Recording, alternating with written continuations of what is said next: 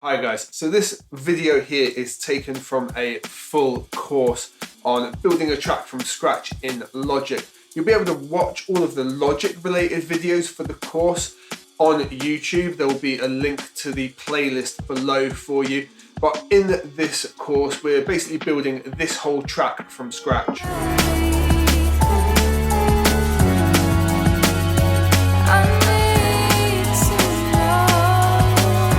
If you want to follow along with that, you can. And if you want to download the project file and all the samples that go with the course, there's a link to that in the description as well. I hope this video is useful to you and that you're able to follow along with the course. Let's jump into it. Feeling heavy, but now I'm steady, going up from hitting the ground.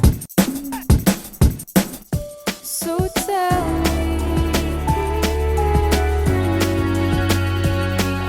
Like I mentioned, I might go through the whole track and do lots of those same processes, and I don't want to show you those each time, but something I'm going to play around with here are these that we've got that just sit under the main melody.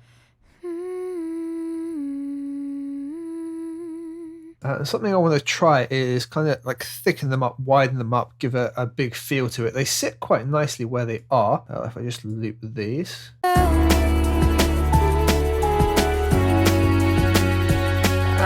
Just kind of sat in the background. I just want to try doing some other things with them, and if they work I can maybe use them again in other places. So like before, I'm going to duplicate this channel, and one of the first things I'm going to try is just copy this one down here, put it in exactly the same place, trim it a touch there, and I'm literally going to transpose it down an octave and see what kind of effect we get. Alright, so now layered with this one. So what happens if we do the same process again? You guessed it, let's go up an octave.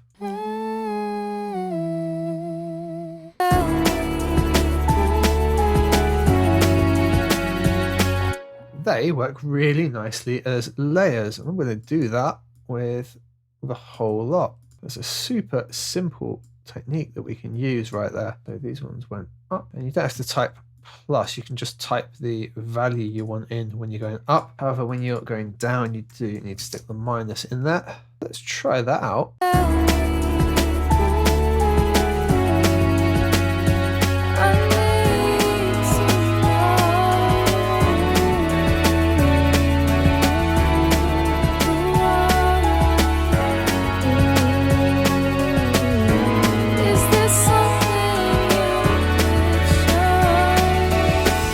Now, something they definitely need is a bit of reverb and sitting in their own space now that we've done that with them.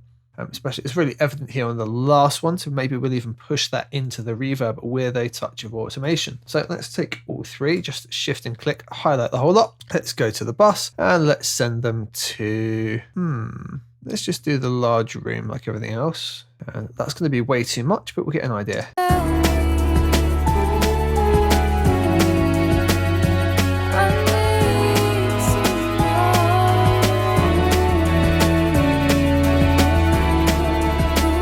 Okay, that kind of works. That gives them their own space. They're still sat back quite nicely in the mix. Yeah, I like what's going on here. What I think we might need to do is tune them up ever so slightly though. So we'll look at putting auto tune on them.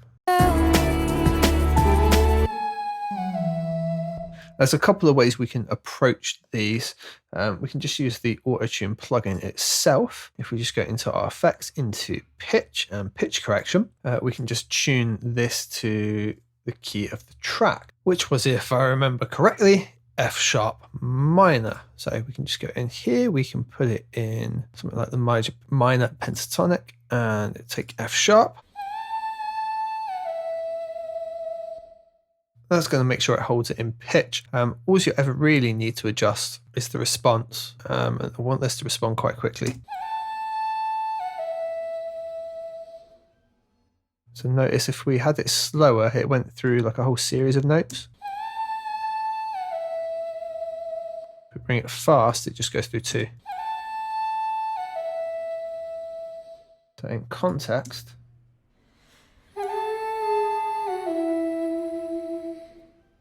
Tell me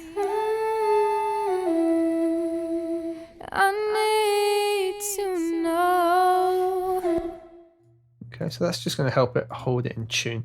The other way we could do it would be to use flex pitch, but this has worked for us in this case. Now we're just going to copy this over to the lower octave one.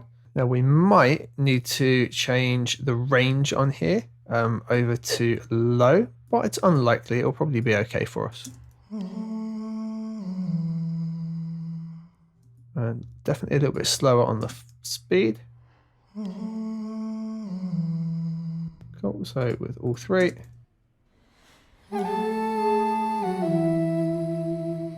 Now the pitched up one's just got this little bit of resonance in it, which is kind of annoying me. I'm just going to take the low end out while we're here because we definitely don't need it or want it, probably to around the 200 marker. That's probably going to be this here around 1k-ish. What we're going to do, we're just going to make a spike, boost it up dramatically, and just want to listen to whether it's pleasant or unpleasant. And it just starts to whistle here. And that is what we're going to dial back by about 6 dB. All in all, that's kind of all right.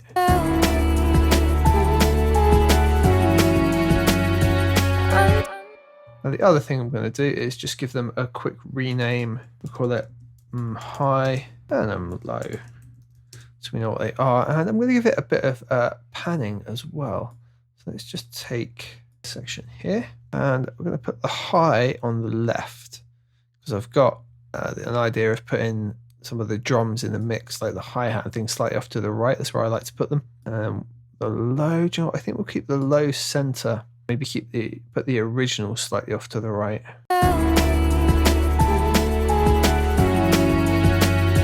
Yeah, that's just got a slightly nice spread about it now. I think what was good about that, I might be able to use those lower ones in here as well. And because we've got 3 different ones, we could vary them up as well. But let's see if it sits at all enjoyably here.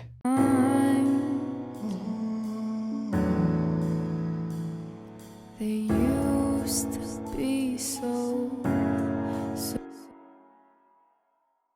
What we could do, we could try the reverse trick as well. It could be quite pleasant for it. Now, what we'll need to do to get it to be able to reverse is we have to bounce it in place because it's currently got flex on from the pitch down adjustment. So what we have to do is do the same thing. Before we're going to select that particular region, we can go into File and Export, File and Bounce, and region in place. You can do Command B as well. And we're going to do this low rev test. So we know what it is, new track, same as everything as before. Beautiful. And it gives it a new track. And now we'll be in a position where we can reverse it like so. And we want it to really transition perfectly into that next phrase there. My mind, they used to So we can just bring it back a little bit.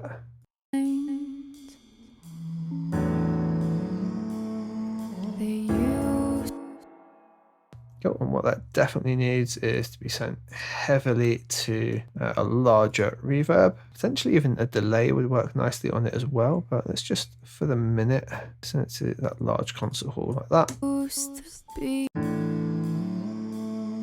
They used to And then ever so slightly down in level. Just take the gain down by 3.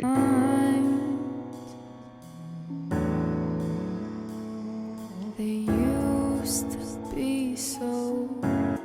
I like that, and I'm going to put a delay directly on the channel. What I'm going to do is use a stereo delay. I'm going to have a slight difference between the left and the right. So we've got our left and the right options just here, and then the 2 differences here.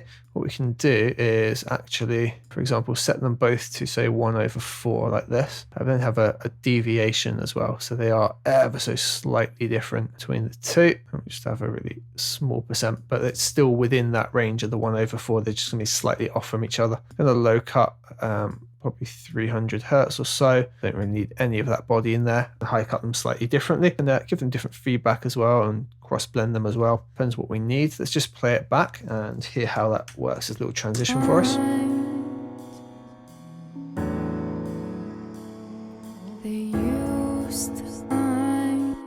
works quite nicely. I think it would be too much to do it in every section here. However, but here might work quite well.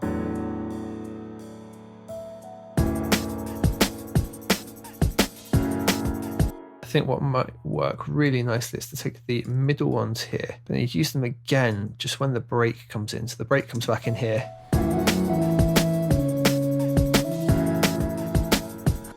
But we'll use this reverse one we just made. There's like a transition into that.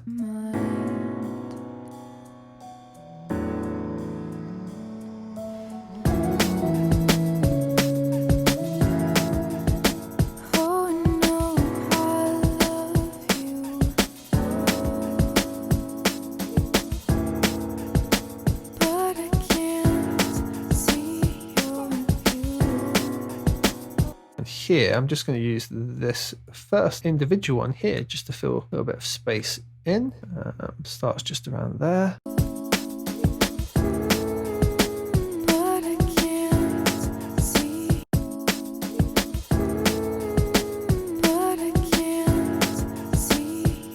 Just noticed a really tiny pop just here, and I think it's in this vocal.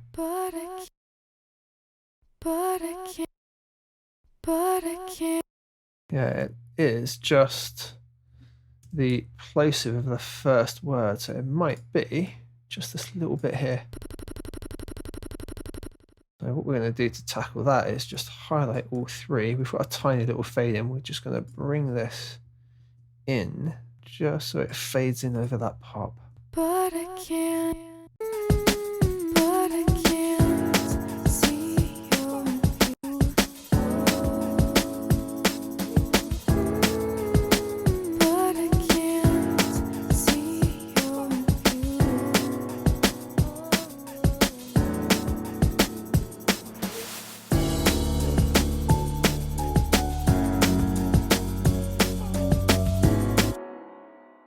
Cool, I hope that's given you some more creative ideas, and it's definitely building out more and more of the vocal performance as we go along.